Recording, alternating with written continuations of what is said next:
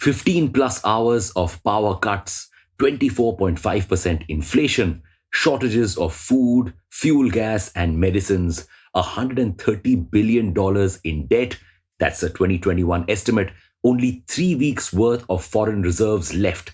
That's the reality of Pakistan right now.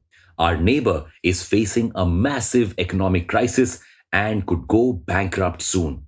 So today we are exploring first, why is Pakistan facing an economic crisis? And second, how does this impact India? So buckle up and read on. Welcome back to Revolution Read On, a daily podcast where we break down one story from the world of business and finance. The major reasons for Pakistan's economic decline are first, more imports than exports, and second, high debt. Pakistan imports from all over the world, including India. It has to import even the most essential medicines like paracetamol. In 2021, Pakistan's imports amounted to $56.380 billion, while exports were only $25.304 billion. Plus, exports have been declining due to the country's lack of investment in private firms. Result, a constant trade deficit. So, Pakistan has to keep digging into foreign reserves to pay bills. This causes reserves to decline, making them more expensive because demand is high and supply is low. This in turn leads to a decline in the value of the local currency. Pakistani rupee has hit a 20-year low now. Currency decline means exports get more expensive. The country now needs more money to import goods. So it borrows money. This domino effect explains Pakistan's debt of $130 billion. It is in its 23rd International Monetary Fund debt program. Now, some developed countries have higher debts than Pakistan, but their economic development is much faster than Pakistan. So other countries can borrow, pay off some debt, and continue borrowing. Yes, the world economy runs on debt, but Pakistan often comes back to square one, on the verge of defaulting on loans. Now, this brings us to a major question. Why has Pakistan not developed its economy?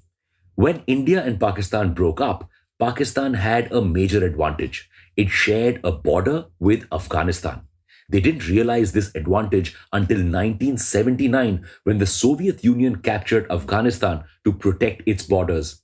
Now, the US needed to keep an eye on the Soviet Union, and Pakistan was the perfect place to do this from. The US could rent out Pakistan's bases and military to keep an eye on the Russians. What did Pakistan get? Money. But this cash cow was going to disappear after the Soviet Union disbanded in the 1990s. However, the 9/11 attack happened and the US once more needed to keep an eye on Afghanistan. This kept the rent money flowing. At one point, the US was renting the Pakistani army for $100 million per month. Pakistan essentially became a rentier state, earning mainly through rent. What went wrong was how Pakistan spent this money. A lot of the money was sucked by elite families that essentially ran Pakistan. The rest went into military and defense, mainly the nuclear bomb project. Pakistan will fight for 1,000 years if India builds the atom bomb. Pakistan will eat grass, even go hungry, but we will get one of our own atom bombs.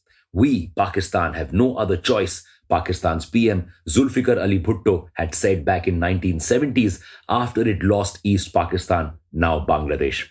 And this obsession over nuclear weapons is a major reason behind Pakistan's ruin today. If Pakistan had not spent money building a nuclear weapon, it could have increased its per capita GDP by $718 per year. If it had invested that money to support manufacturing, industries, and development, the figure could have been much higher. Pakistan could have been a prosperous country, not a broken one. You cannot allow a nuclear armed country to go bankrupt. You simply can't. The risks are too high. So, aid will always pour in for Pakistan. UAE has already rolled over a loan of $2 billion and will give an additional $1 billion in loans. The US is giving another $100 million for flood relief. Pakistan was hit by devastating floods last year, which has further impacted its economy. More help will probably come from China, who's looking to team up with Pakistan to defeat India. Pakistan may always get rescued, but economic instability comes with political instability. One PM has already been removed from power in the country. Soon it may be the whole government. You see, Pakistani Taliban has been wanting to take control of the country.